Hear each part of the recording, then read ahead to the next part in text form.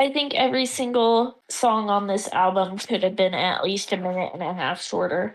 Look, here's the thing, Ronnie. Like, the worst, 5 or 6 song stretch in Jimmy Buffett's discography, like the worst single side you can think of, is just like 15 minutes of absolutely pure, unadulterated crap from Jimmy. And it's equaled by the first 15 minutes of this week's album. The only difference is that instead of 5 or 6 songs, the first 15 It's minutes of two? it is Yeah. Yeah. Welcome to our hell. Wasting away again, away again. Wasting away again, away again. Wasting away again, away again. And Margaritaville. It's my own damn fault. And welcome everybody to Dischoreography Wasting Away 2026. I'm Kyle. I'm Tom. We have a guest this week. We have a guest, our friend Roni. Hi, guys.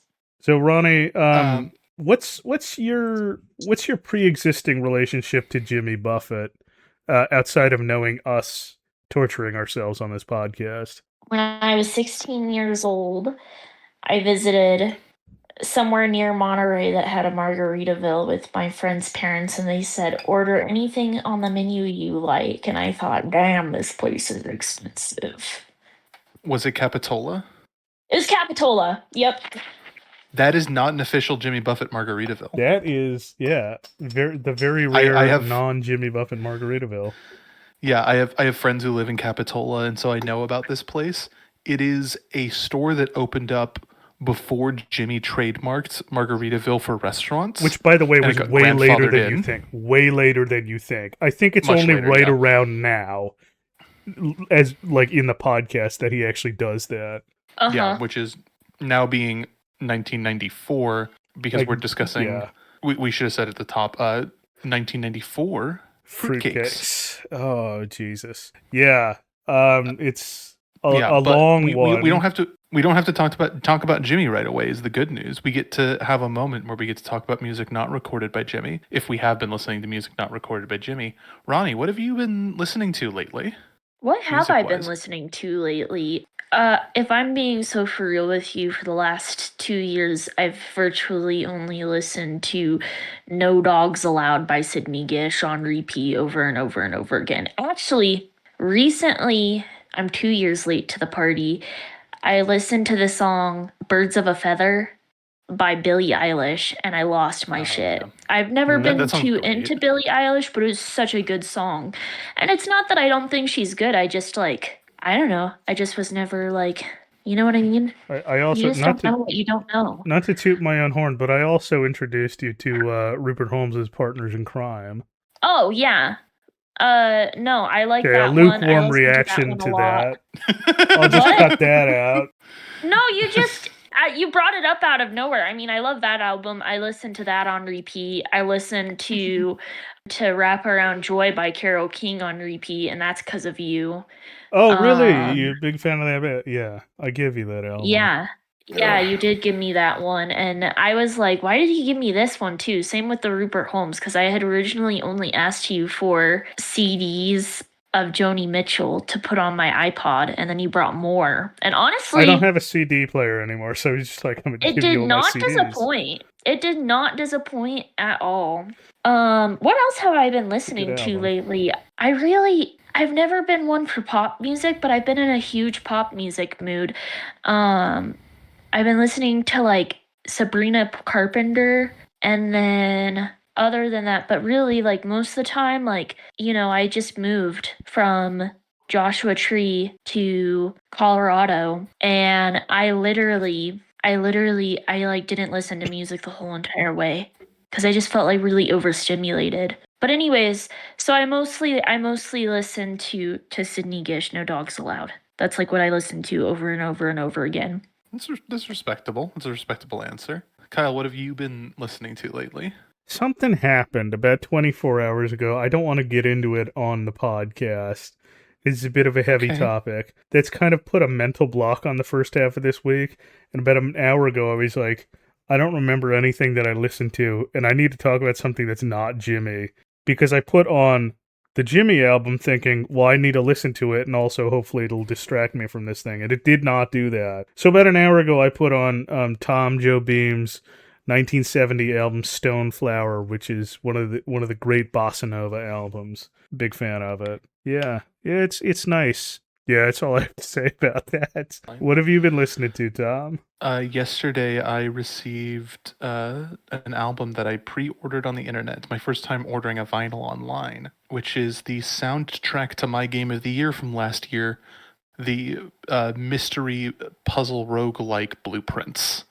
Oh, yeah. It just has this like really enjoyable, like moody, kind of jazzy soundtrack, and having it on vinyl is really enjoyable. I've never played the game. I've never seen anyone play the game. But now that you've mentioned that the soundtrack is like moody and jazzy, I feel like I need to buy it and play it. That game is incredible. I I've love been told by my moody and partner that jazzy. it's in some ways similar to those old Nancy Drew adventure games. My immediate point of reference for it is Myst. It's real good. It's real good, and its soundtrack is really fantastic. So I've been listening to that for the past couple of days. Well, I gotta find something more to do on Steam than just trucking all the time. Can I give a shout out for the bit? Sure. Yeah, sure. My favorite album. No, not my favorite album. Top 5 albums, and I think it's slept on. Sports by Huey Lewis and the News. There we go. I haven't Huey Lewis listened is to it here. this week, but boy. Folks, you used to Every not time be I able to do have it- a conversation with Roni without her mentioning this album. What the fuck do you mean about that? That's not indicative of my experiences. You I really like could this have- album. You talk about it I a do. lot. I do really like this album. I like this album a lot. And I don't even mean it as like a joke, but I do think it's funny that I like it. I was It's a aware good of your album. enjoyment of Huey Lewis and the News, but I haven't actually heard you mention this album specifically. Usually when you talk about a specific artist and I happen to be there, it's Barry Manilow. Oh, yeah. I But- also, well, obviously, I love Barry Manilow. The first time Ronnie and I talked music, she was talking about this album to the extent that Christian Bale's character in American Psycho does. You know, Don't not say word that. for word, but it was intense. That's very and it was like, that's very okay, rude. Ronnie really likes this album. It's a good album. It is a pretty good album. ugh. All right. We should get into business. We are here for a specific reason. Okay. All right. Folks, So it's been a few years. Jimmy's last album was released in 89. It's been 5 years. it's been 5 years. I'm deciding whether I want to talk about chart performance or tours or what. Let's go over tours. That's first. One of the major things I've been starting to look at now is like the evolution of ticket pricing from this time forward, especially as we're going to get into like the ticket master monopoly era in the late 90s to 2000s. I think 94 might actually be like when Pearl Jam like says that they're like skimming off the top from these venues is like the first major controversy for Ticketmaster.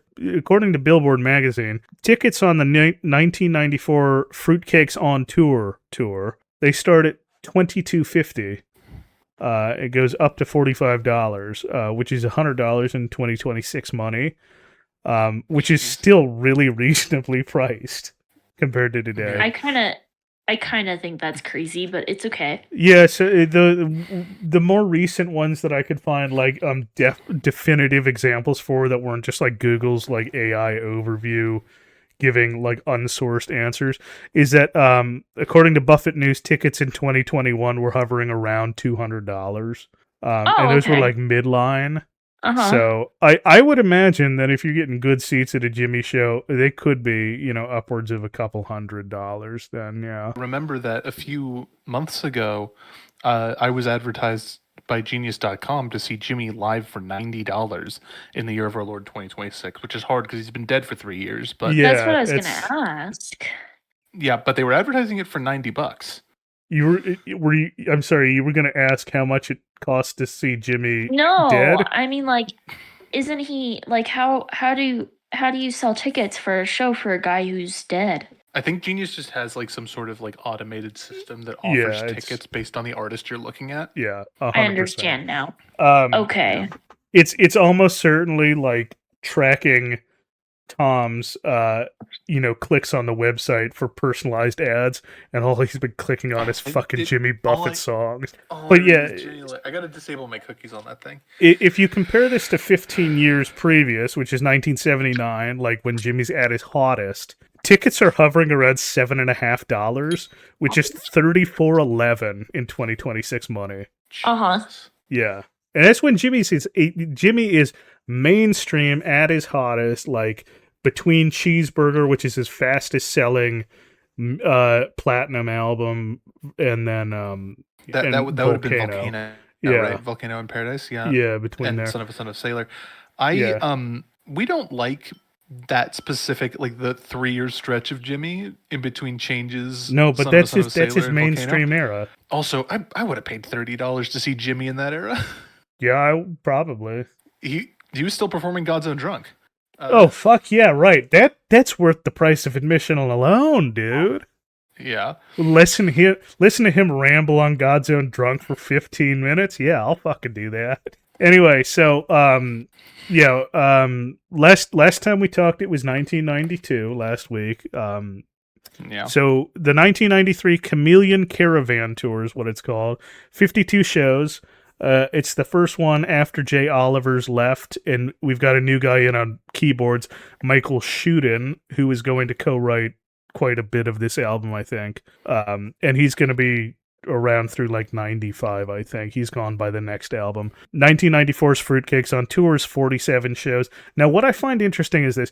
Mac McAnally is listed as in the Coral Reefer band for Fruitcakes for the album, but he's not going to be a touring member until 1996. And I think he's also absent from Jimmy's next album.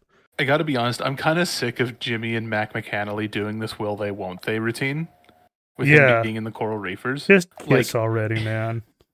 Yeah, literally. Come on. Yeah. In terms of like album personnel, like the only other person of note is that former Hall & Oates guitarist and at this time current SNL band leader G.E. Smith is on guitar, and he co-writes 6-string music. Jimmy does a interview with the Coconut Telegraph in June of 1993. He says writing a novel was exhausting, and so he's going to go back and do another studio album. He's done his album. Where is Joe Merchant? He's like, that was a lot. I'm just going to go back to music. Okay. So, like, Jimmy is, like, all through the, like, late 80s, early 90s is, like, talking about, like, I might stop touring and just write, like, books for a living. And then he writes one book. He's like, Jesus, that shit sucks. Let's get back in the studio. Pretty much. And he's like, well, I don't want to stop. Because, like, for 5 or 6 years now, or for like 7 or 8 years now, really, he's been like, this is going to be my last year touring. This is going to be my last year touring. And then all of a sudden, June 1993's Coconut Telegraph, he's like, actually, I really like doing my live show. And all the success is like, it's indicative of there only being a few acts left that feel like they can actually perform live, including myself, Jimmy Buffett, and the Grateful Dead. And those are the only two he lists. And it's like very different live performances. I wouldn't want to be at either show. Live performance. Second, what is Fish chopped liver? Like, is Fish off the ground by 94? Oh, they might not be actually. I don't know Fish. I don't know like they definitely been Fish around. That well. I think their first album is from like 88 or 89, but I don't know if they've gotten off the ground yet. Same thing with Dave Matthews, man. Like a lot of those mid 90s. Yeah, I mean, jam band. The jam band like explosion happens in the 90s. Yeah. Fish was formed in 83, but I don't know when they took off. To be honest, I only really got into jam bands when I got into King Gizzard and the Lizard Wizard. So yeah. So I think it's obvious that, like, and we see because there's a Grateful Dead cover on this album, that, like, Jimmy sees a parallel between, like, whether he means it pejoratively or not, like, there's a parallel between parrot heads and dead heads.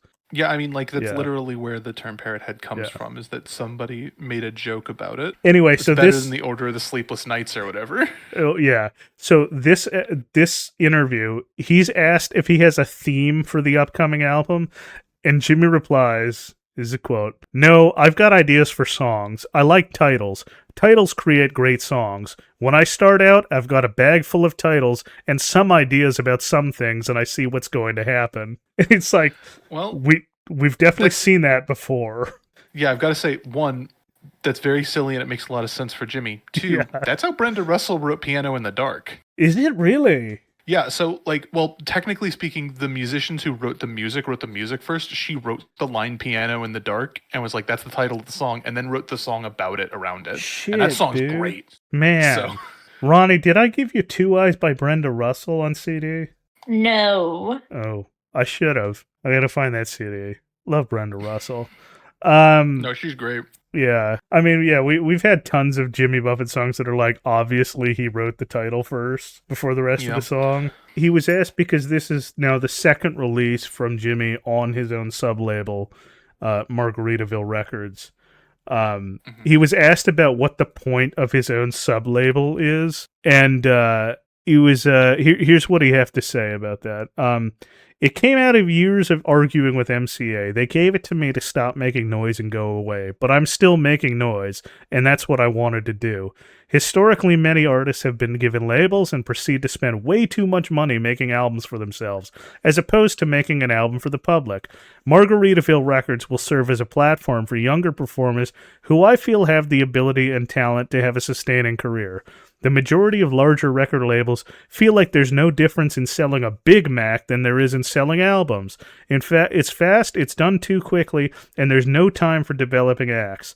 I was taught by some very good people, and I was helped tremendously along the way. I learned how to have a career. I'm trying to pass that knowledge on, and I look for people who are willing to accept my help. That's the difference, I think. And I think there's like 2 acts that end up with albums on.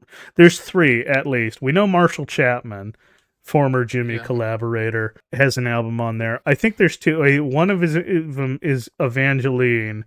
Is a girl group from the late 80s. We might have talked about a couple weeks ago. And then that guy who plays accordion on like the live album. They both have their albums come out on Margaritaville Records. I think those are the only ones. But Margaritaville Records doesn't last for a long time. It's gone before the decade's over. I was gonna say, like, that sounds like maybe Jimmy actually believes that.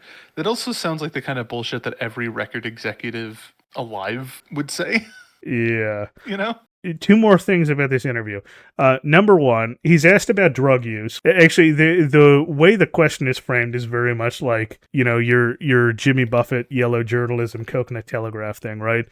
The way it's framed is most artists succumb to drug pressure. You never did. How come? Which is completely false. Completely false. And literally, the song's about doing coke. Jimmy just straight up dodges the question. He says, "I'm no stranger, and there was a certain innocence to narcotics in the 70s, but the greatest narcotic is applause." Jimmy, come on, man. Jeez. So the interviewer says that he wakes up to the radio playing Cheeseburger in Paradise, and Jimmy just asks him, "And you didn't throw anything at the radio?"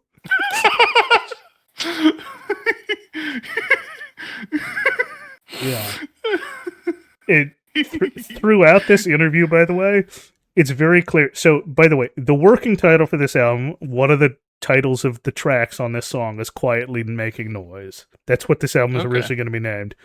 Jimmy, throughout this interview, keeps using the phrase quietly making noise. So he's like trying to do like subliminal, but like this is just like what's in his mind. You know, like when he was like into that one book by Mark Twain and he kept fucking forcing it into song lyrics. Yeah, or like this is like that. You know, he's obsessed with the idea of the dancing life or like the order of the sleepless nights. Yeah. Like stuff like that. Yeah. He just keeps trying to force in the phrase quietly making noise. Anyway, we need to talk about chart performance because, folks, unfortunately, Jimmy's first album in 5 years, there's enough hype to put him in the top 5 on the Billboard. First time. Yeah.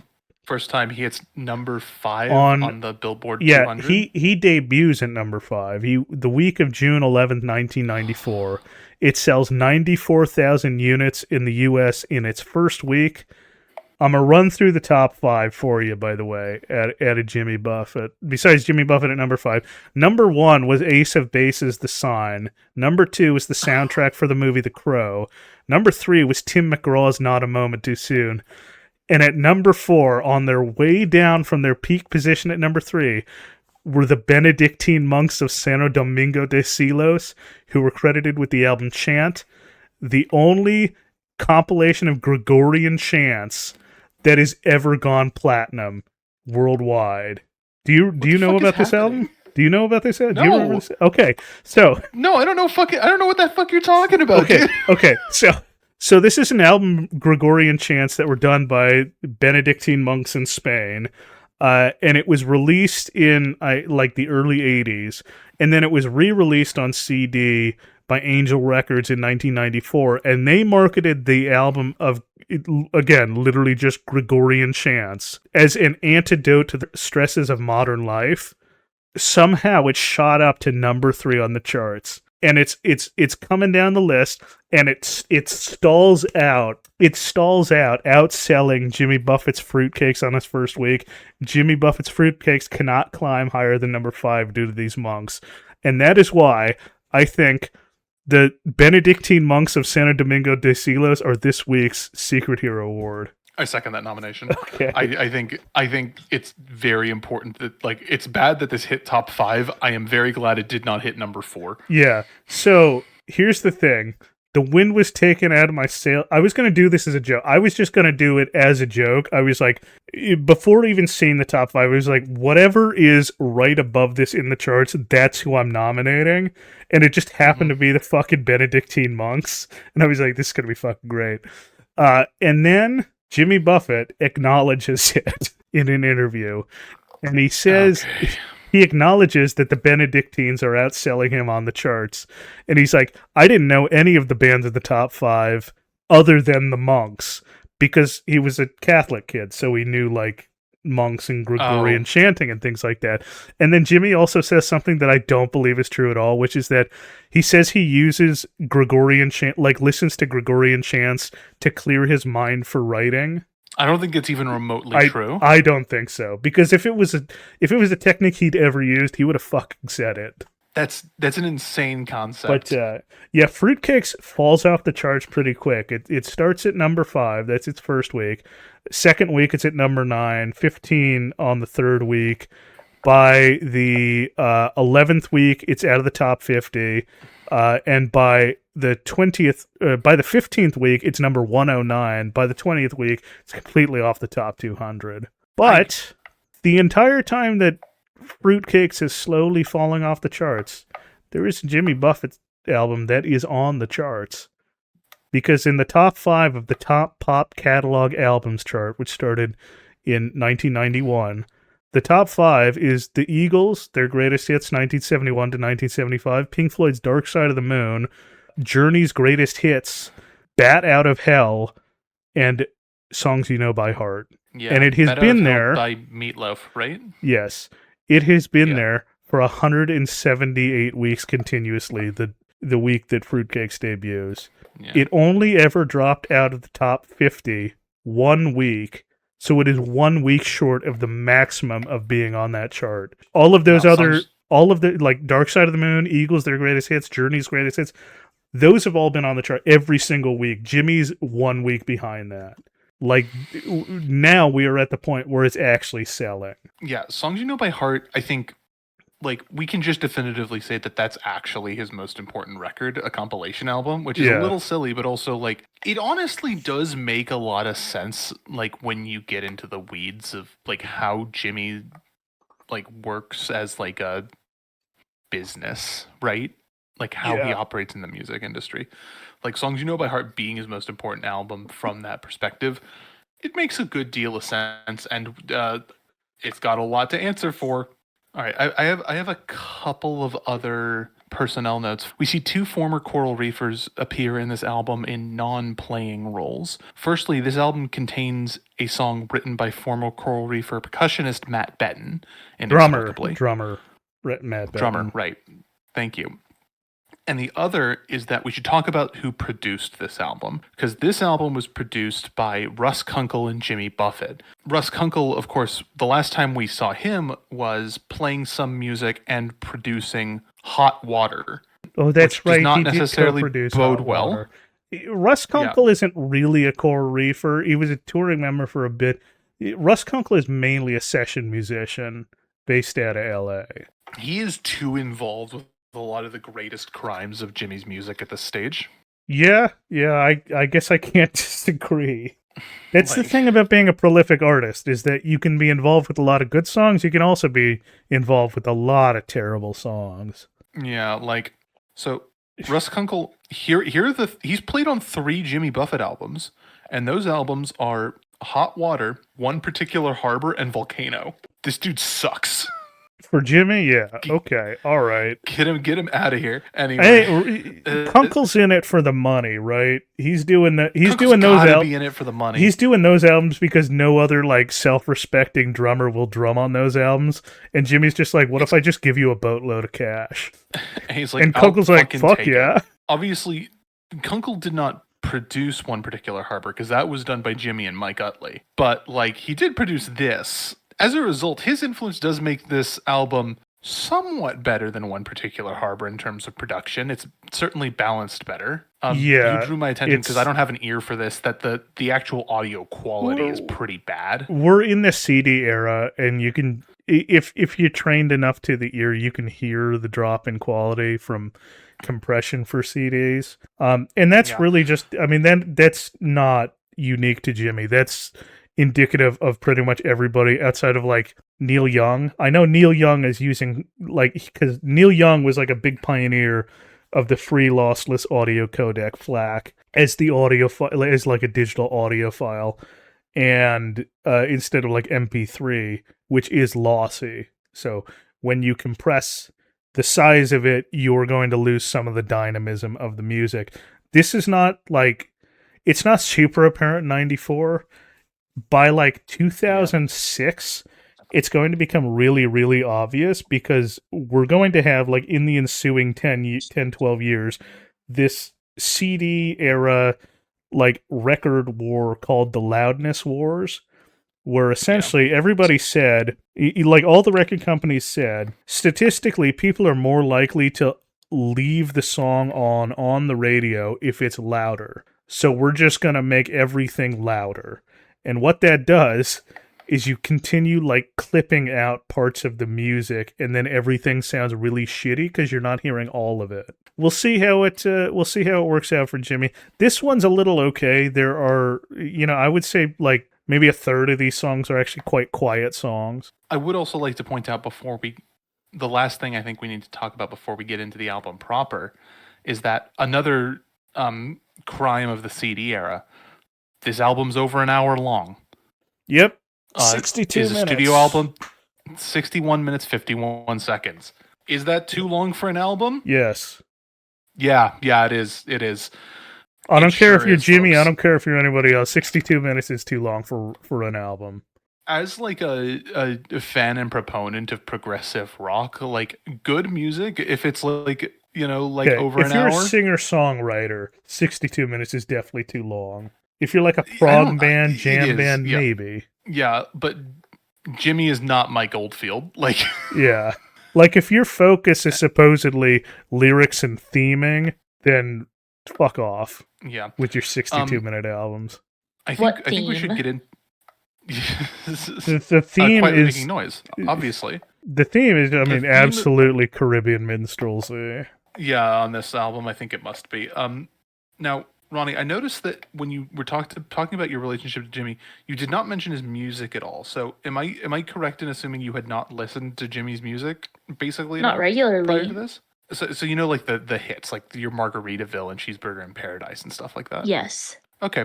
So, essentially, your first impression of diving into Jimmy's music more so is this album's opening track, Everybody's Got a Cousin in Miami.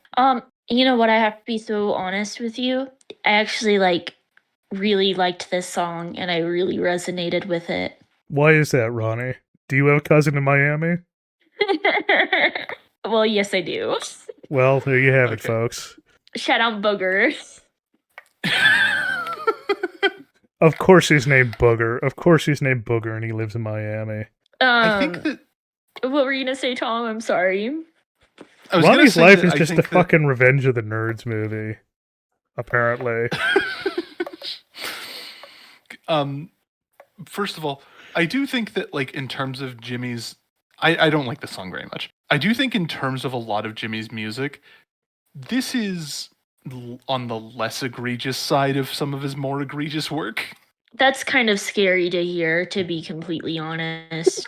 What even is that calculation? The less egregious side of his more egregious work?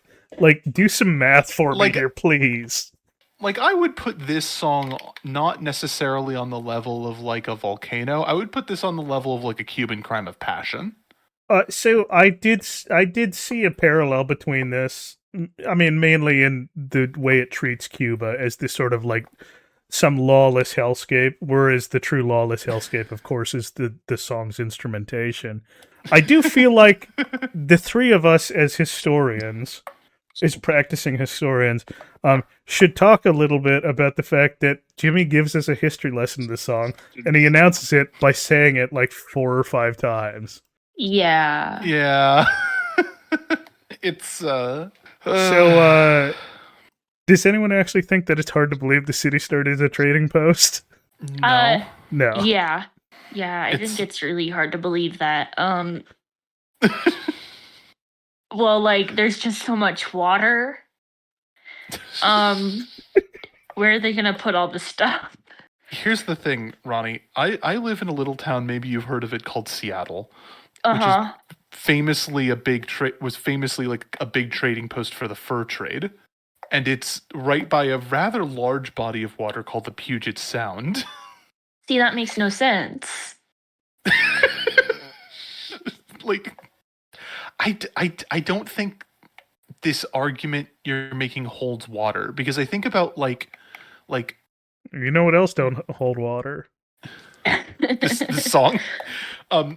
Like I think about like some of the biggest and most important trading posts in history, and I think about places that are like on like particular bodies of water, and like specifically like important inlets, right? Like I think about like like San Francisco, like for one, or like fucking like the entrance to Guangzhou Bay where Hong Kong is, like or Hampton Roads, Virginia, which we were just talking about a couple weeks ago. Yeah, like you know that I'm joking, right, Tom? Yeah, I know you're joking. Okay, good. I'm glad you got the bit. I just wanted to be clear about the message. Sorry, Jimmy has destroyed my ability to read sarcasm. It's okay.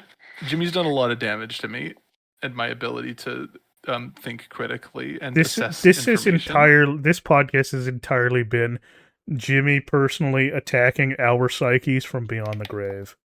Yeah, I mean, I could tell. I can understand how it might affect someone's ability to critically think, since there's absolutely no underlying meaning to any of his songs, or I'm missing it. Can I just slide a little bomb in here as an example of the fact that Jimmy has damaged my psyche irreparably? There's a song on this album that I think is one of my favorite Jimmy Buffett songs. What is it? I think there is no. We don't do this. We don't do this. Tom and I play coy, and then we yell at each other when we're not on the same page. Yeah, precisely. Okay. There's one song on this album that I really, really love from Jimmy that I think is like one of his best recordings. I think it's fantastic. Yeah. Okay. I do think there is actually one good song. Unlike a one particular harbor, I do think there is actually one good song on this album. Well, that makes me scared. I think there's a good song on this album that is not good on a curve. Like, yes, that's where I'm at. Yeah. Now we get to have this fun like doom hanging over us. Let me tell you what, podcast where we don't agree on the one good song. Well, let me tell you what we do agree on is that the next song is definitely not it. Really quick, I just want to mention that Everybody's Got a Cousin in Miami. We didn't really talk about this. This song is 7 minutes long, and it's a novelty track, just kind of a weird bit. Yeah, this song is 7 minutes and 20 seconds long. Half the song is spoken, and it doesn't matter. It doesn't need it. I think Jimmy sings well on it, but I hate the lyrics.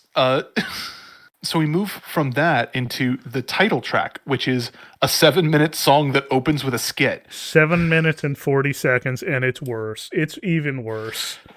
It's significantly worse, I think. Genuinely, this is a song for me on the level of Morris's Nightmare. I think it is. This it's like he doesn't say Bawana, but it's full 3 minutes longer than Morris's Nightmare.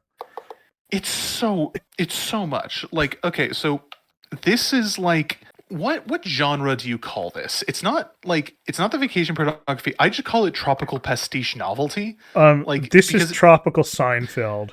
Tropical Seinfeld, that's a good genre title. Get that on paper. Get that. Call up the Yacht Rock guys. We got Tropical Seinfeld for you. Like, Jimmy's just trying to do like wacky observational comedy, and none of it's landing. Yeah. So this is it is like that. Like, it's a song where like Jimmy is like, oh, let's talk about how people are crazy. And also And, how like, there's a little bit of crazy in all of us.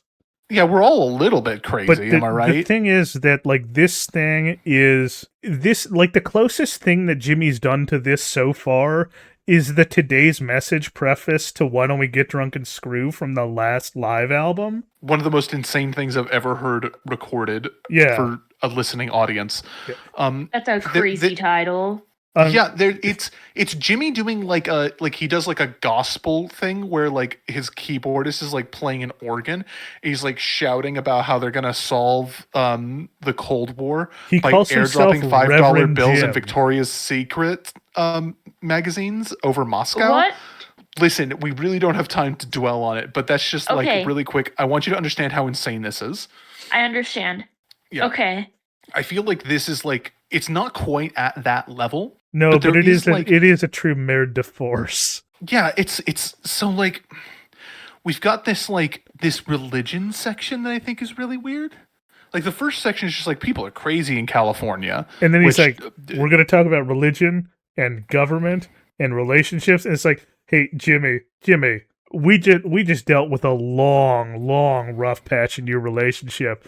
I'm not taking advice from you. Yeah, so that's like the first the relationships one's really like it's probably like the most sexist he's been since Hot Water. There's a I I don't would say. did you watch the music video? The music video for this is horrendous. The music video for this is horrendous. Ronnie, I don't know if you're familiar with the music video, but in the religion section, he builds into the lyrics a visual gag that doesn't make any sense in the song if you're just listening to it, which is the line, "She's Catholic, ain't she?" Because in the music video, it swaps from the, like the rabbi and the televangelist to it just like the camera pans over to this presumably, I hope, adult woman wearing this like slutty Catholic schoolgirl outfit and a short skirt and pigtails, like dancing crazy. And it's like it's a visual gag that like it doesn't make any sense. The line "She's Catholic, ain't she?" unless you're actually seeing the video. Yeah. That's an interesting choice. It's An interesting choice is a very diplomatic way to explain most of Jimmy Buffett's career. it sure is just a series of interesting choices. Very Yeah. weird. Anyways.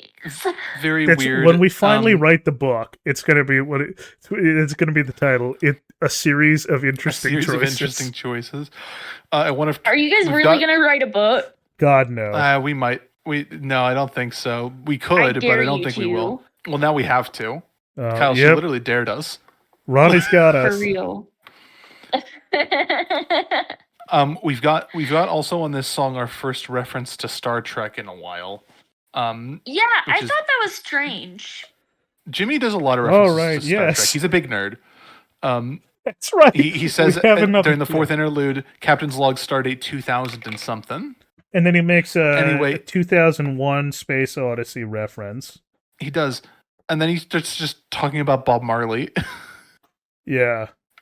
And does not his last bad Jamaican impression for this album. Not his last. Anyway, folks, It's that is the first 15 minutes of this album, and if you cut those two songs, the album would still be like a contender for Jimmy's longest album.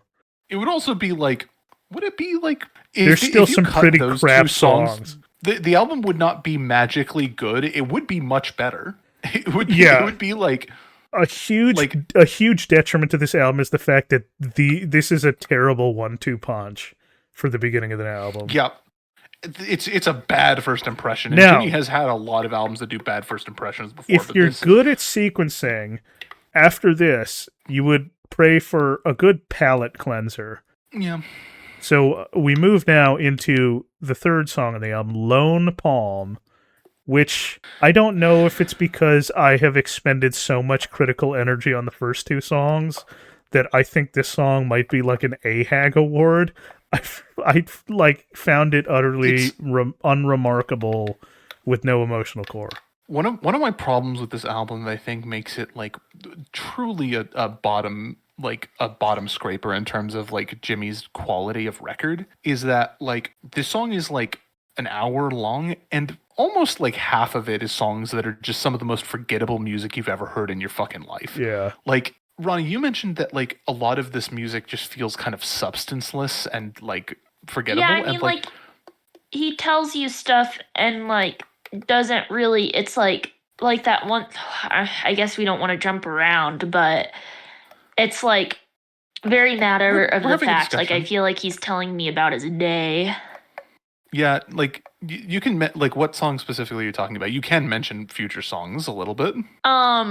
Delaney Talks to Statues had potential. Yeah. However, when you listen to the lyrics, it's supposed to be like this sentimental song about him and his daughter, but it's so like surface level, like matter of fact. I feel like he tried to eat, but like, you know what I mean? Like he tried to do it, but he couldn't, basically. So Delaney... We will talk to this song when we get to it. It's Sarah really quick, Delaney, his second daughter. He wrote a song for his first daughter, which is much better when she was born. So, well, we're gonna have to. We have our own opinions on this. I do want to say first of all, I don't think Delaney Talks to Statues is the song that I think is really good on this album. No, nor do I. I do think it's better than both Little Miss Magic and Chanson pour le Petit Enfant. No comment. So at this point, we're gonna have a little disagreement there. Okay, but, so you know where I'm going there. Yeah, I know where you're going there. I'm not trying to defend that song. I don't think it's like anyway, does anyone actually have anything to say about Lone Palm? Should we just move on? Honestly, no. All right. It's forgettable, and that makes it preferable to much of the album. That's what I wrote. I said the fact that it's so boring is a positive for this album. But at the same time, because it's so forgettable, it means that I don't have a palate cleanser before we move into Six String Music, which is a song that, frankly, I think is a bad song. Yeah, I think this one's, like, not fantastic. Ronnie, what do you think about it? First I listened to it, and, like, I feel like if you just took out all of the lyrics, it would be okay. We have had albums like that.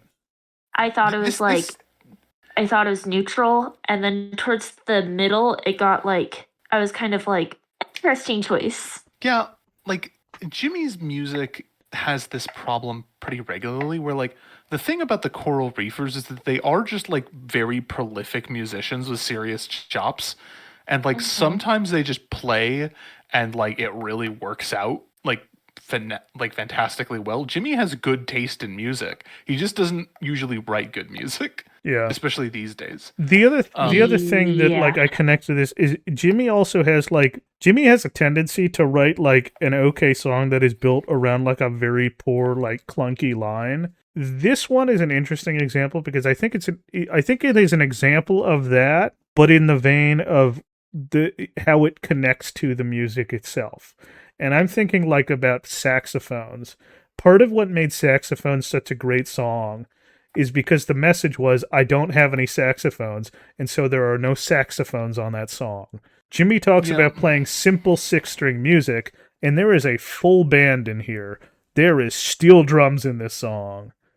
That is kind of crazy. This song also has a slide guitar in it, which is great. It's not actually that great. It's like fine. I just miss it. I miss Doyle Grisham. That's the thing. Is like I really wish this song sounded better so I could say that the country paradigm is still working better for Jimmy than, whatever the fuck Fruitcakes is. Yeah, this song is not like horrible on the level of the first two songs, but it's not great, and it has a verse in it that I think is not exactly not racist. Like Yeah. A weird set of lines about Africa. Those lines. And I was kind of like, why are we talking about this? Like, it felt like a tangent. So you mentioned like Jimmy's music being substanceless, and I do want to talk about this album and kitsch for a bit, because we've mentioned this before, specifically on the Volcano episode, is like the notion of like Jimmy's music being kitschy. As like at the time, I would say that like mentioned that I thought a lot of Jimmy's music was trashy, which I think was like also tasteless but different from kitschy, right? Kitschy is like it produces emotional reactions without having to put like analysis into the art, right? That's Yeah. like kind of like the form of kitsch. Walter Benjamin wrote a lot about kitsch. There's that one guy who wrote about Thomas Kincaid being the George W. Bush of art, who argued that kitsch was inherently fascistic. Still trying to come up with like how I feel about that, but I think this is like probably Jimmy's kitschiest album. Like it really does feel substanceless, all aesthetic, no meat, right? It's easily as kitschiest so far.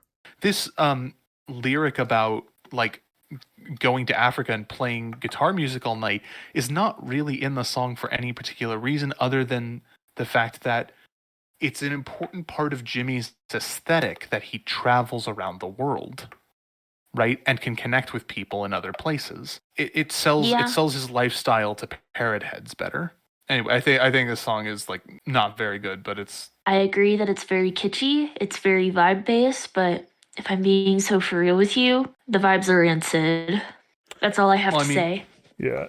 Kitschy does not mean that everybody finds it good, right? It just means that like you don't have to think about it to get enjoyment out of it. And Jimmy's music was designed not to be thought about. Yeah. Okay. I mean, we will get into that with all of the covers. The first of three come up now, which is his cover of the Grateful Dead's Uncle John's Band. And yeah, obviously Jimmy covering the Dead is a little bit on the nose, I think. Yeah. Given like how his career functions. This has never been my favorite Grateful Dead song. That being said, I don't think it's actually that far out of the bounds of being like sounding like a Jimmy Buffett song. So his cover, I don't think is like super far off from like the feeling of the first.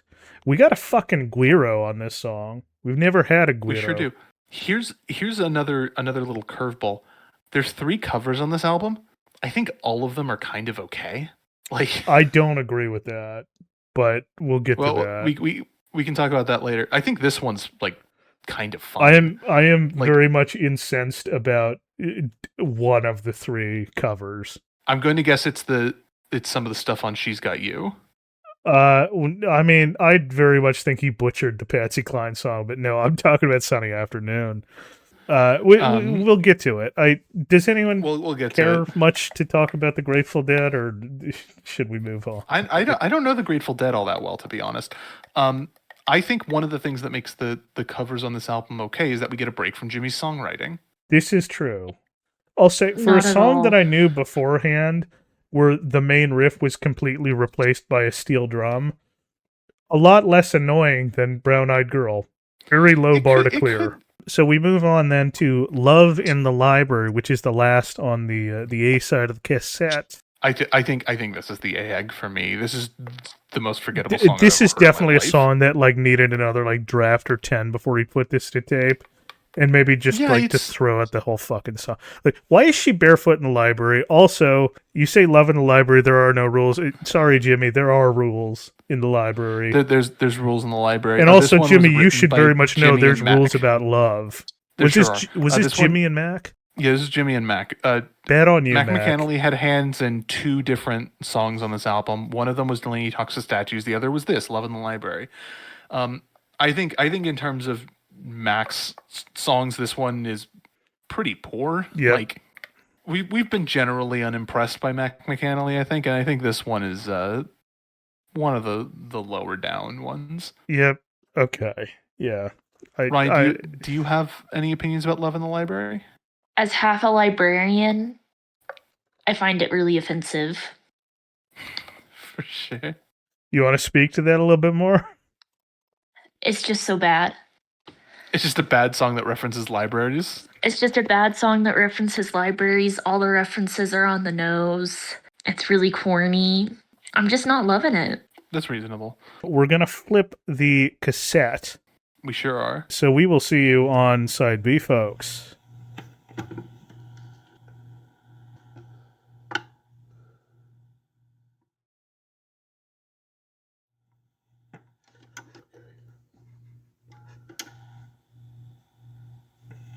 we are starting off side B with what was going to be previously the title track of the album, Quietly Making Noise, a phrase that Jimmy seems to be currently obsessed with in 1993 and 1994. This song, there's a couple of things about it. There was a moment in this song where I thought, wow, this is actually a good song, and the chorus hit. And I think that musically the verses are like not that bad. The verses are great. If there were no choruses, if there was just verse, this would be one of the best songs on the album. I think so. I do feel like, I don't know if Jimmy has the right to evoke Oscar Wilde. I feel very strongly about Oscar Wilde on a number of levels. I don't really like Jimmy evoking him like this. The verses are okay. I really like it when it's in like that minor key musically. But so much of it is the chorus music, which is much worse. And also the song is 6 minutes long. The outro really sucks too. The outro sucks. The length of the album is really like a vital aspect to what's wrong with it. It's so awful. So I mean, the other thing is like content-wise, this song is like, it's trying to do kind of like a 10th Avenue Freeze Out sort of like story to it. Like both this song and 10th Avenue Freeze Out are trying to tell like a fictional story about the formation of their respective bands, the Coral Reefer Band, the E Street Band, 10th Avenue Freeze Out being on Born to Run. Much better song. But yeah, it's like, I don't know why Jimmy felt the need to write a song that was like a band origin, funny, jokey, fictional account song this late into his career. He already had fictional Coral Reefers. Get Marvin in here. Where's Marvin? Yeah. No bad scooter Ryan, do you on have this strong one. opinions about Quietly Making Noise at all?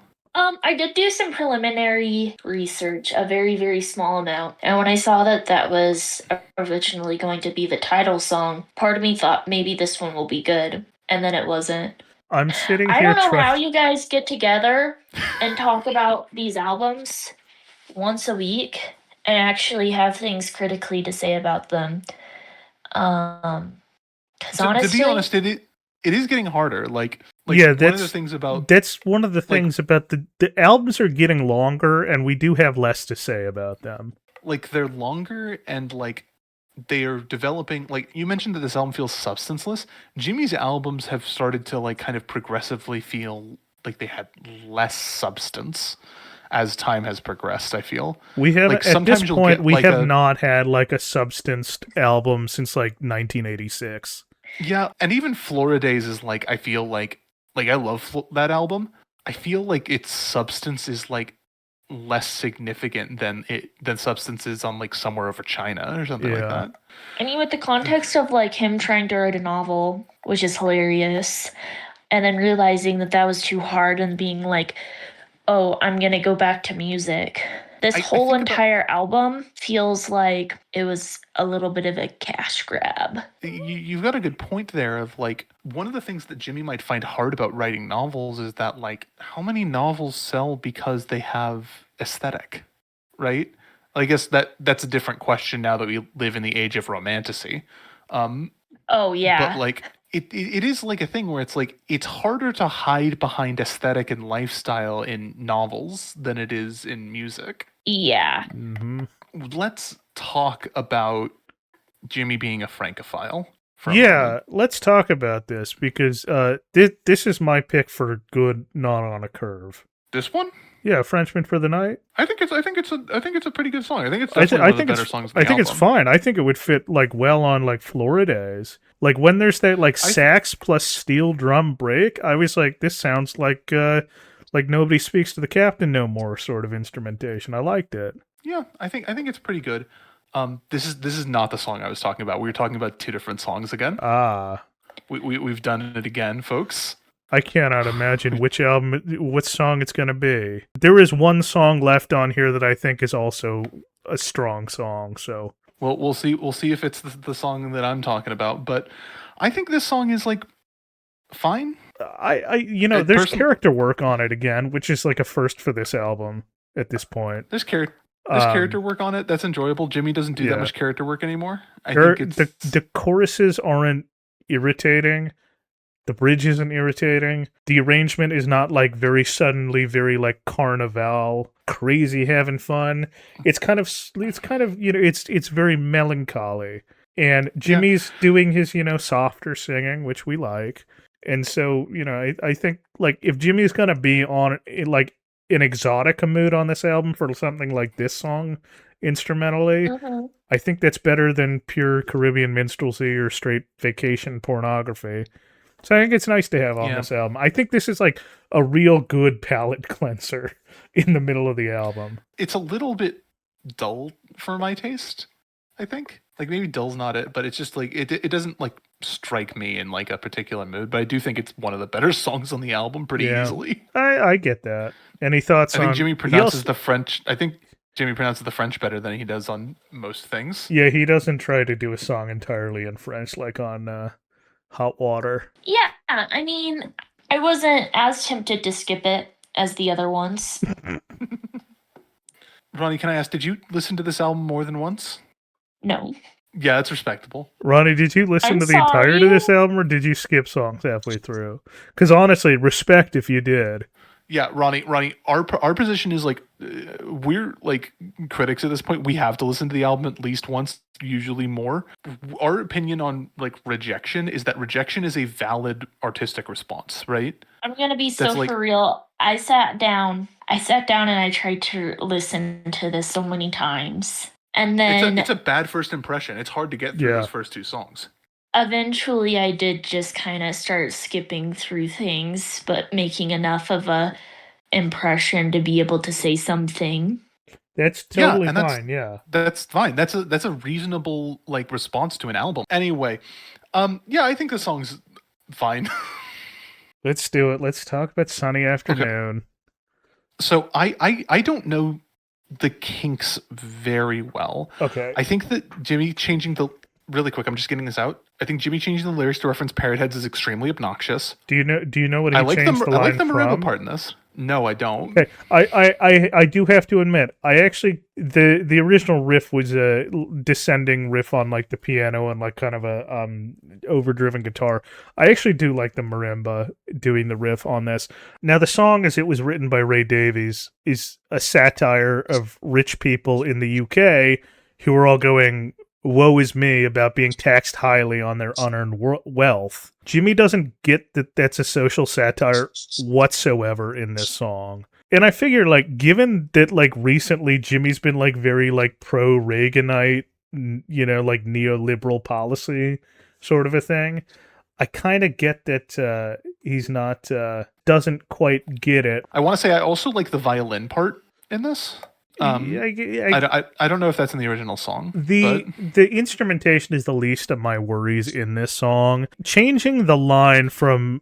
So the original line is, my girlfriend's run off with my car, gone back to her ma and pa, telling tales of drunkenness and cruelty, which he changes to telling tales of parrot heads and parties, which is like, ooh man, like a major fucking change to the tone of the song. It just like really is like, you just explained sort of off recording, like the context of the song being a parody of like socialites. Like, yeah, the context is that the Labour government of the late 60s in the UK introduced a progressive tax that was going to tax more.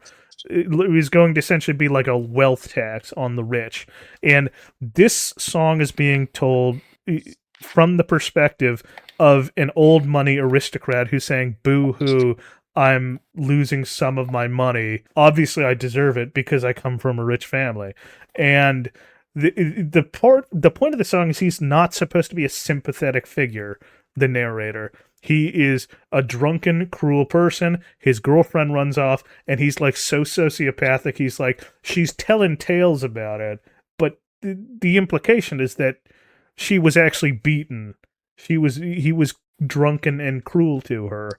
The fact that Jimmy changes that line makes me think that Jimmy very well knows what the original message of the song is, to an extent. Maybe he doesn't know quite like the social critique going on because he's not from the UK. Jimmy obviously realizes that the narrator is not meant to be a good person, and so he's going to change it to be, instead of this social critique of extreme wealth and laziness, it's going to just be a celebration of the quote-unquote good life. Lazing on a sunny afternoon in the summertime. I really do think that this means that, Ray Davies has more of a right to kick Jimmy's ass even harder than Harry Belafonte should have for Harry Jamaica Belafonte should have Farewell. fucking beat the shit out of Jimmy. Yeah. For what he did to Jamaica Farewell. Yeah, I do not like this interpretation of the song. Musically, it's fine.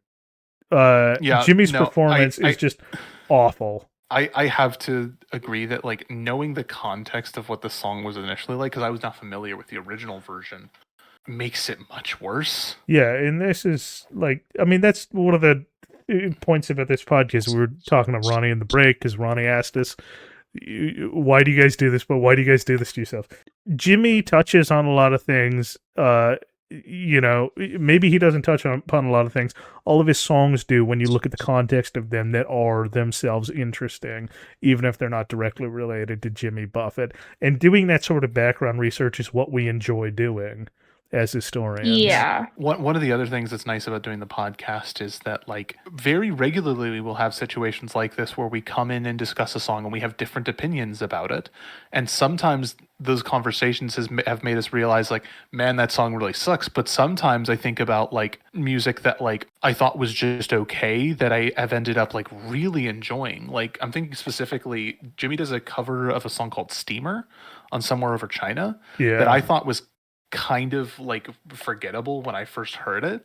And then when I started talking to Kyle about it and, like, how he mentioned it, I kind of realized that song is incredible and Jimmy does a really good version of it. And that was not something I got out of just listening to the album. It was something I got out of having a conversation about the album. So that's a big part of what keeps me personally going on this thing. I think the most recent time was probably with, like, Flora Days, like the actual song Flora Days. Is I was like, it was okay, but then you were sort of talking about how, like, the sort of, like, ethereal outro to that, like, really brings home, like, the whole gospel from the coast, sort of, like, exactly what Jimmy's connection to it is. Like, I could see, like, that's sort of, like, back into, like, early Don Gant era Jimmy, with, like, the really true connection to Key West, sort of. Yeah. Anyway, sorry. Sunny afternoon. The intro or the outro, he mentioned Saint Somewhere again. Is that his third mention of Saint Somewhere? Might be. I think knowing the context of the original song makes it objectively worse. It's worse. You know what else is pretty bad? The next song. Vampires, Mummies, and the Holy Ghost. Guess what? We're back on Trop Rock.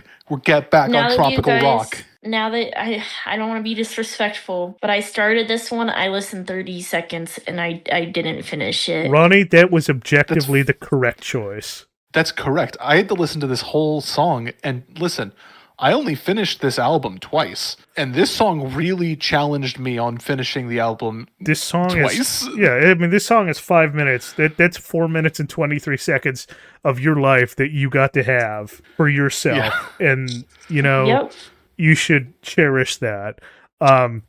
What you missed, however, is that Jimmy, in between this goofy fucking song about not being scared of MTV hosts or not selling albums, which, by the way, we know he's scared of not selling albums. It's the whole fucking reason he does most of anything in the last 10 years.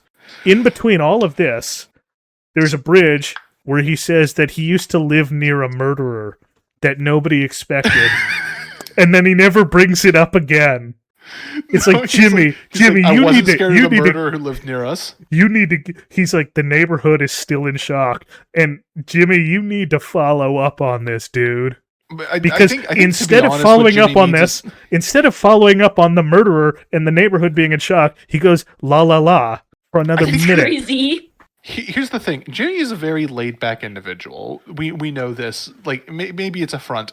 I think Jimmy does need therapy. I think maybe he's been dissociating heavily for 30 years. It's possible. I mean, Jimmy has been through... Look, Ronnie, part of this is that, like, in the 1980s, Jimmy... There's two ways of looking at Jimmy in the 1980s. There's the way that most people look at Jimmy in the 1980s, which is that this guy sucks and his music sucks. And then there's the way that we have been forced to look at Jimmy, which is that he's a tragic figure who is frankly not unsympathetic. Because Jimmy's all life in the 1980s is like He's like, his music stops selling. His wife leaves him. He doesn't know what he's doing anymore, and it just makes And then everything like he tries to do something. He tries to do like something else musically, where he's very serious and like, this is what I want to do, and then it really doesn't sell, and it's like, all my fans hate me. Huh. It's really like, his story is a tragic one, and then he kind of just like, well, I guess I'm just gonna do the same shit forever. And then he kind of becomes this Jimmy. Although to be clear, during the album's Hot Water and Off to See the Lizard does not necessarily feel like this Jimmy. Those 5 years off have done something to him. No, this is a Jimmy that, I mean, like, I think we see this Jimmy on Feeding Frenzy. Yeah, we definitely do. Like, Jimmy during like Hot Water is like a gross sexist pig, like, who sucks. But like, there's something to him. This Jimmy just feels like a corporate mascot. Anyway, this song's a bad novelty song about not being scared of things because he's only scared of vampires, mummies, and the Holy Ghost. Yeah. And then he like at the end of the song, there's this little outro where he like tries to do like a vampire laugh, and he's like, haha, scared you, didn't I? And it's like, no, Jimmy, you're just a goofy, avuncular sucker. Let's talk about what Jimmy's done to She's Got You. I mean, love the song She's Got You. Patsy Cline is kind of sacrosanct in my household, man. Like, yeah, the original song as recorded by Patsy Cline is somber. It's somber. It may be one of the greatest songs ever recorded. Yeah, like it's an amazing, tragic little like heartbreak ballad country song. I think it was one of the last things she recorded before she died, I think. This version is to a reggae beat. Instead of thing, he says ting, because he's doing Caribbean minstrelsy. And in the outro, he lays it on thick with the I don't know callback to Volcano.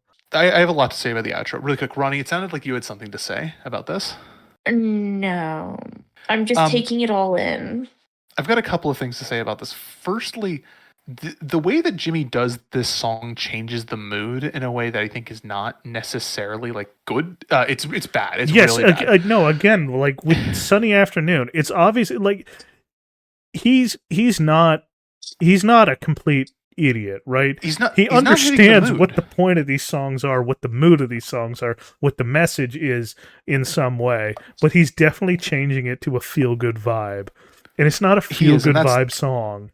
It's not. It's a feel-bad song. Like which I is have like, all these things to remember you by, but I don't have you. That's why out of the 3 covers, Uncle John's Band is the best one, because it's the closest to the original message, which is just kind of Uncle John's Band is a goofy song by the Grateful Dead. I think that Jimmy makes one legitimately interesting artistic decision, which is that he doesn't change the pronouns on the very first verse and then does change them on the rest of it. And then he immediately takes the wind out of those particular sails on the outro by bringing it into question, right, and saying some weird shit. He uses the phrase gender bender, which is like a little bit outdated by modern standards, but like it's like Jimmy almost makes an interesting decision. There are worse terms he could have used in this outro that were prevalent at the time. We're going to talk about it. One of the reviews I found for this week says that Jimmy's only songwriting like peer is John Prine. We've talked on this podcast before that I think very highly of John Prine as a songwriter. I think he's maybe the best songwriter who's ever lived. My personal favorite song by John Prine is Angel from Montgomery. Unbelievably legendary song. It's tragic and sad and like, but also has this like ethereally powerful like sense to it. And one of the things that I think makes that song interesting is that John Prine wrote it from a woman's perspective very explicitly, and pretty much everybody who I've heard cover it just sort of accepts that. And like even men who cover it refuse to mess with the gender, which is something that men just do with pronouns and songs because they are desperately afraid of appearing womanly because masculinity is a prison.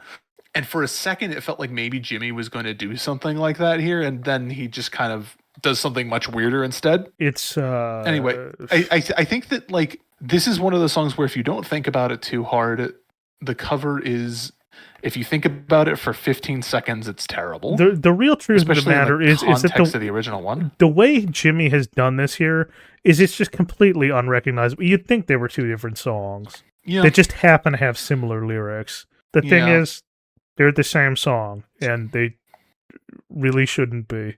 It's like if somebody did like an upbeat and cheery version of like "I'll Follow You Into the Dark" or something. Like, this is not what the song's about.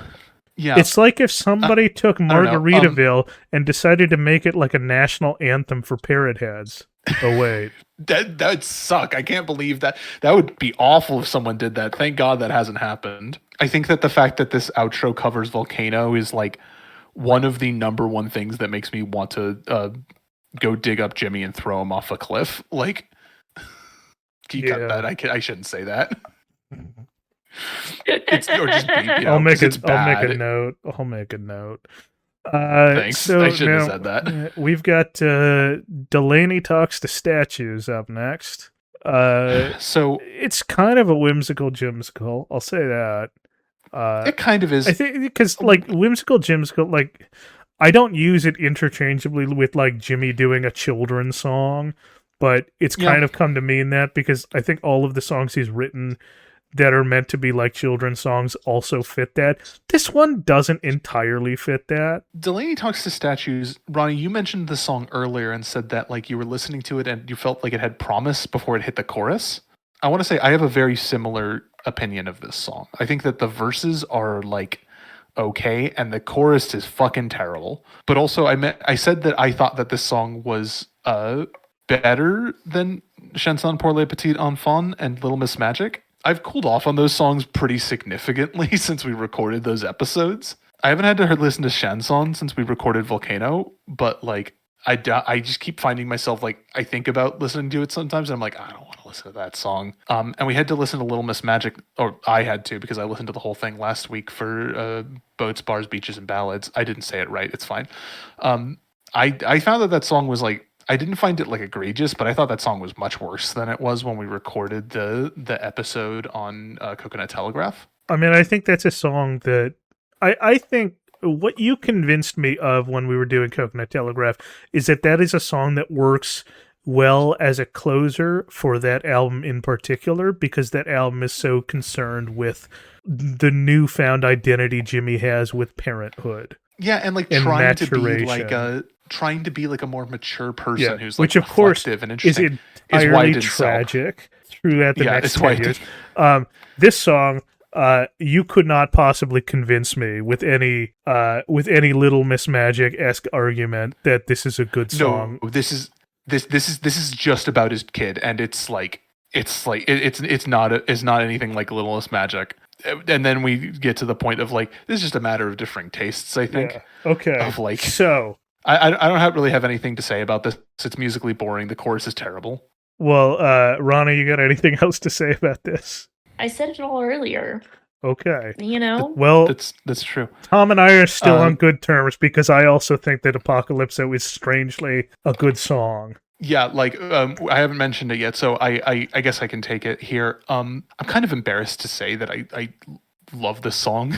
Like, no, okay, so look, I have to say, Matt Benton has written 2 songs for Jimmy, and he has mentioned Calypso in them a lot. Both of those songs. I meant like I remember like when we listened to If It All Falls fucking Down, Florida Days, I was like, is Jimmy trying to do like another rebranding to like this like Calypso poet thing? But like, that what was is Matt this? Benton, And then there's like, no, that's just Matt Benton. And here he is again, and like he brings up Calypso again. Matt I just think it's likes really interesting. Calypso, but this song, Yeah, and I also want to think say the dude's written 2 songs. One of them was "It All Falls Down," which I think we both agree is like from a song structure standpoint, the worst song on Florida Days. It's not the actual worst song on Florida Days. Just like this is like Keith Sykes writing Volcano, but also Coast of Marseille level for me. Like, yeah, this is. See, here's the thing. Like, I don't think the lyrics are all that much. The music on this is really fucking good. Okay, so here's the thing about the lyrics for this. Because I don't like talk that much about it, it's like not something that I think most people would peg me for. I'm a big fan of like dance music in between like 2003 and like 2015. A lot of that music's bad, right?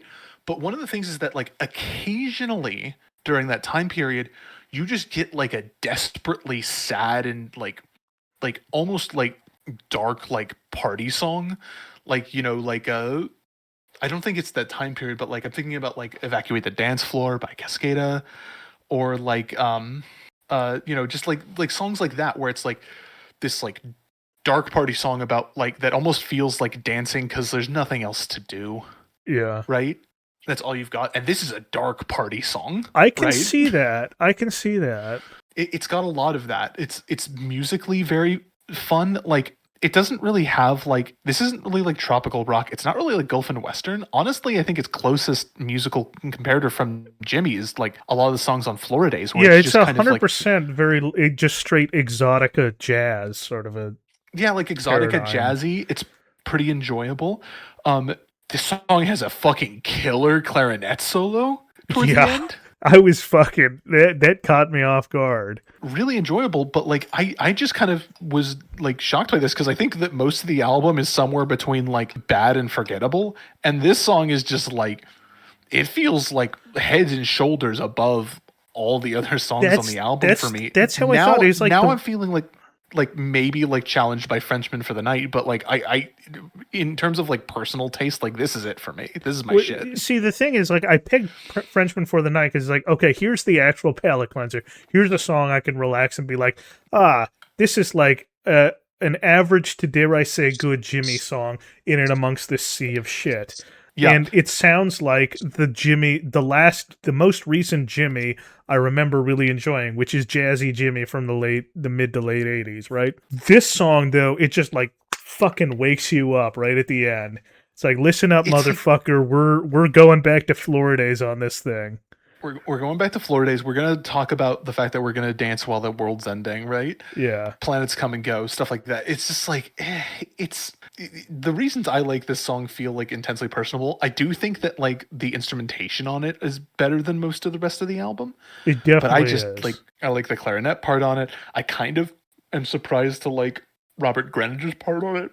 I found that like he has a number of like steel drum parts on this album that I think are like not that objectionable. Pretty much every Fingers part on this album is objectionable in my opinion, but Robert Greenidge is okay. Yeah. Fingers is the harmonica player, Ronnie. Oh, okay. He's done a lot of crimes. He's called Fingers because he's so good at the piano, and he's the harmonica player. Okay. I kind of hate that nickname. It's not a good nickname. I skipped it. I'm gonna be so for real with you guys. I got so stressed out because I was like, how are they listening to this? I can't listen to this. I kept on trying to sit down and do it. And I'm not into pain like you guys. You know, it's always good to have like a baseline, like normal, rational person's opinion. And the normal, rational person's opinion is, I didn't listen to this album. Like I said, rejection is a valid, like, artistic response, right? Yeah. Rejecting this album is because, like, much of it is just bad, right? Kyle and I have fallen through a terrible hole and have come out vaccinated against steel drums, I guess, so it doesn't immediately put us off anymore. That's crazy. But also the use of it has actually mellowed. Like it has, yeah. If you heard steel drums when first every single song, it used to be bad. Oh, that's fun. What is your impression of the album overall, out of what you heard and what you skipped? Not good. Yeah. Excellent summary. I don't know how this guy has like a successful restaurant chain where people go. Well, and like I can answer that for you. It's because the person who runs the restaurant is not Jimmy Buffett. It's somebody who actually knows how to run a business. Yeah, I guess so. I don't know, but like... Ronnie, this is going to be a special moment because, Tom, I have here for you, if we rewind the clock back 26 years to June 20th, 2000, the last ever Head Parrot Head review of a Jimmy Buffett album. Yeah. Unfortunately, he perished in the North Tower during the 9/11 attacks. So. Oh man. No, that's Tom not true. It's just something I keep saying. Tom has this running joke about how Head Parrot Head mysteriously disappears right before 9/11, and he vacillates between he was a victim and he was a perpetrator. After nearly 5 years without a major album of new material, along came the highest charting album of Jimmy's career. If fans, PHANS, were afraid that his musical career had come to a close with the dawn of the 90s, then Fruitcakes was like a phoenix rising from the ashes. Holy shit. Gone are the songs of drugs, drunkenness, and infidelity. It's like, oh boy, yeah, definitely drunkenness. He literally excised that word from the album. Jimmy seems to take another road with this flavorful disc. That's a reference to a Jimmy Buffett song. A previous Jimmy Buffett song, Ronnie. With themes on romance, fatherhood, and therapy, Fruitcakes goes in a direction that Jimmy hasn't traveled since the release of Coconut Telegraph. And you know what? The 80s were better for it, mostly, and also, that's really not even accurate. No, this is nothing like Coconut Telegraph. What the fuck? But also, there have been songs, there have been albums where he's done this shit since. Yeah. Everybody's Got a Cousin in Miami, Quietly Making Noise, Apocalypso, and the title track are like zesty Caribbean cuisine for the ears. Jimmy brings new life to some good oldies like Uncle John's Band, She's Got You, and the Kinks hit Sunny Afternoon. The love he has for his family really shows in six-string music, and Delaney Talks to Statues, and he manages to prove that you can laugh at yourself in the song Vampires, Mummies, and the Holy Ghost. He has always managed to keep the door to his private life open just enough to let you know that he's having problems with various things, and vamps, mums, and the Holy Ghost, and that is exactly how he wrote that, is no exception. How many performers will be open about seeing a therapist? There is a kind of peace, tranquility, and security in Frenchman for the Night that makes you feel warm and fuzzy all over. There is one song on this collection that reminds you of the days when A1A was the new album, and that song is Lone Palm, the only song on the disc that was penned entirely by Jimmy. Score for Fruitcakes, 5.5 Coronas out of 5. You know, it's... You mentioned that this was going to be Parrot Head's last review. We've done like 20 of these now, Ronnie. And like, I there's part of me that was like kind of feeling this would be somber. And you did warn me ahead of time that he did not stop doing the reviews because he had a moment of incredible lucidity regarding Jimmy that was brought on by this album, Fruitcakes. I think it is fitting, in fact, that Parrot Head would go out by just saying a bunch of complete bullshit about this album that's not true. Like, just some wrong shit. Parrot Head, I am sorry that you perished in the North Tower during the 9/11 attacks on New York City. But your opinions on Jimmy Buffett are wrong. What if this guy hears you? What if he listens to this? I just want to say, the last time he's active on Buffett News is like a year after, is like 8 months after 9/11, okay? It's May 17th, 2002. It's crazy. I'm probably going to get in trouble for this series of jokes. No, it's fine. It's fine. It's fine. You know, this song, as I had mentioned when we set up our Substack, this song is listed as a comedy podcast only because there is no category for tragedy. And the tragedy is, of course, Parrot Head perishing in the North Tower. Just put it in one more time. I have to say, I have some bad news about these reviews. First of all, I was not able to find contemporary reviews. All of the reviews I found of this album are retrospective, I'm pretty sure. And secondly, they mostly seem to agree with Parrot Head. Holy shit. It seems like most people who went back and listened to Fruitcakes really like Jimmy. Yeah. Oh, by the way, I forgot to mention this because I didn't do this in context for time. But I found in Billboard the single review for Frenchman for the Night, which didn't chart, and it released the same week. For Fruitcakes. Fruitcakes released the same week as Black Hole Sun by Soundgarden. Holy moly! So just a little bit of like musical context for where we are in pop music culture. Yeah, there was a writer for Medium who did a review of this that I think is very positive. April 27th, 2019. 2019, okay. Maybe indicative of his opinion. He says that Buffett's best album of the 1980s is Last Mango in Paris. I think I read this review because this sounds familiar. like it's not entirely positive. It is mostly positive, this one. And I really just it makes me upset. I don't remember the specifics because it's very long. I found a different review for a website called Past Prime by someone named Maddie Wishnow. I don't really know that much about this. But this dude, it seems, really loves Fruitcakes in large part because it's a big marketing success for Jimmy. It is that. Which is true. But if we're going to talk about a more critical response, I have a review here from All Music's Johnny Loftus. In this case, he says the best thing about Jimmy Buffett's Fruitcakes is the perpetually overserved Key Wester's Howard Beale impression on the album's title track. Like many of us, Buffett is angry about enormous movie theater sodas. I completely forgot to mention that he starts off Fruitcakes by quoting the movie Network. Yeah, it's folks, it's crazy. You know, and you know what? I'm mad as hell, and I don't want to take this anymore. Yeah. Oh, this isn't totally positive. He does say this. His gripe is delivered via a half-spoken ramble over a typical Caribbean lope that's as forgettable as it is recognizable. The album's other standouts work for the same reason. A pastel cover of the Grateful Dead's Uncle John's Band, the jaunty Vampires, Mummies, and the Holy Ghost, and Lone Palm, who looks at life from under just such a tree, all ring with that tea-faded t-shirt vibe that's so prevalent in Buffett's past work, along with the touching daughterly tribute to Laney Talks to statues. These slices of Fruitcakes further the fantasy of landlocked parrot heads everywhere. The one that makes that final margarita okay, banishes winter to an old tin can, and shakes white sand into every crevice of the office cubicle. Earnest ballads like Love in the Library are nice, but Buffett's cheeky rhymes and effectively simplistic playing just can't support them with sophistication or seriousness they deserve. His Panama Jack pirate act is a one-trick pony, no question, but it has limitless legs and is continually sold on the fact that everybody wants to be Jimmy Buffett some of the time. I don't know about that.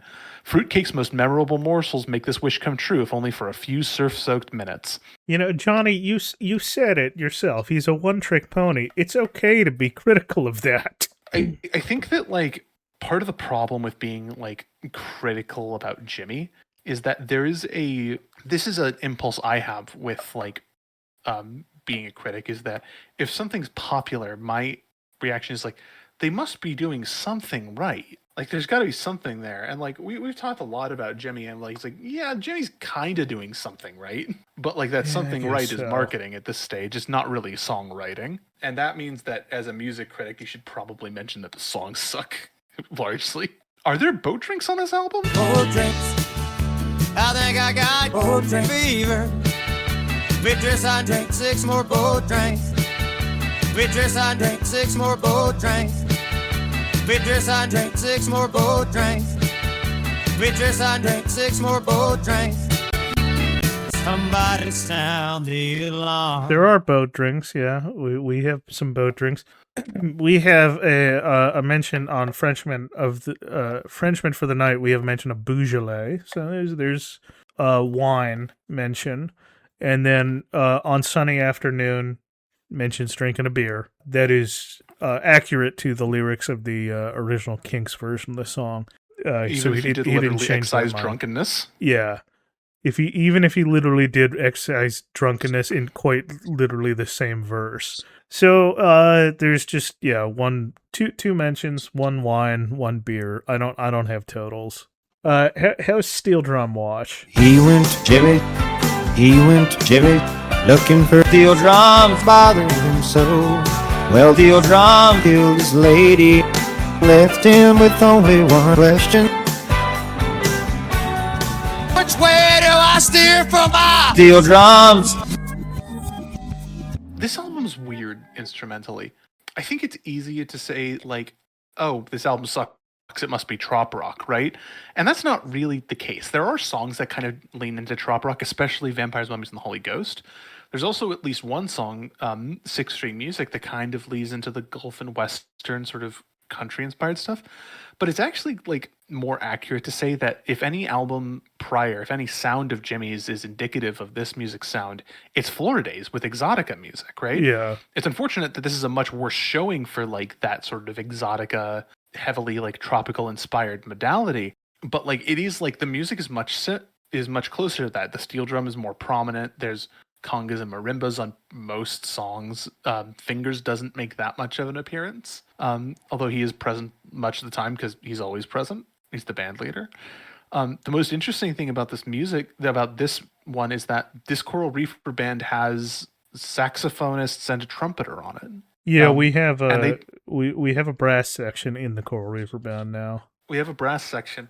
We've talked a lot about Jimmy and horns, and I do think that if you're going to have brass with Jimmy's voice, I think saxophones are objectively the correct option. I'm going to be honest, I don't remember what song this trumpet's in. I mean, that must be within the entire pastiche of Everybody's Got a Cousin in Miami and Fruitcakes and Quietly Making Noise. It's got to be in those songs. I just don't remember. Like I've listened to it trying to pick out the trumpet, and it's just like I'm bad at picking out instruments, which makes me maybe not good for doing this segment. But like very strange album.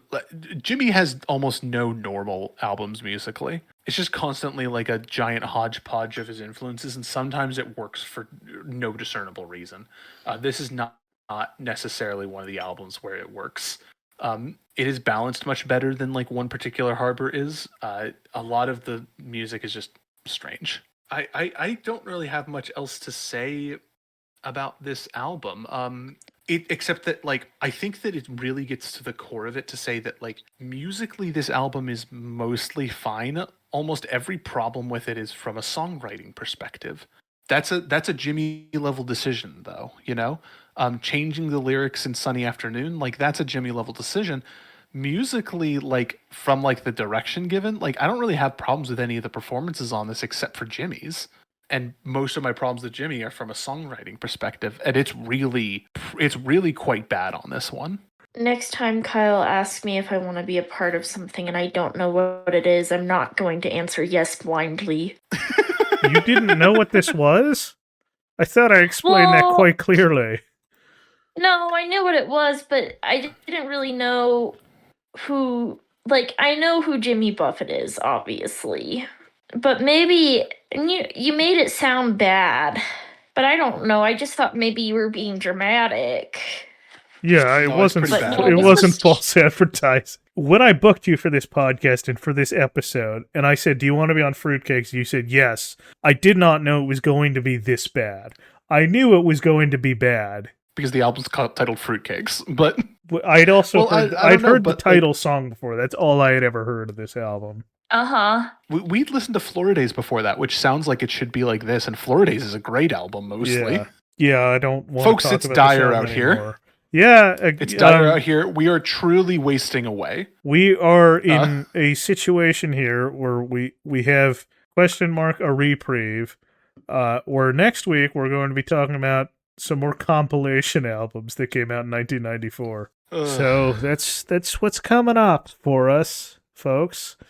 But thank you very much, Roni, for being a part of this podcast, coming on and suffering with us. Thank you for having me. I'm sorry I had nothing to add to the conversation. It's okay, neither does Jimmy. Objectively not true.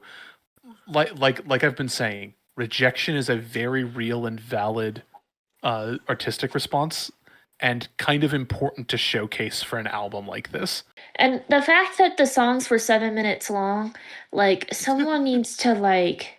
Well, you know, he's gone now, but... I was going to say, we can't sit Jimmy down and have an intervention at this point. Someone needed to be like, you can only make a song that's 3 minutes long. I think if he made songs that were 3 minutes long, that were vibe-based, maybe it would have worked better. That's going to do it for us this week on Dischoreography.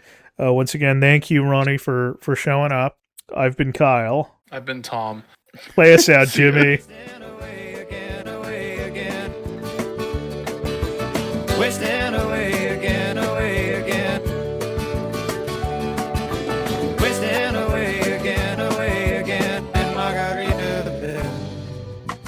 It's my own damn fault.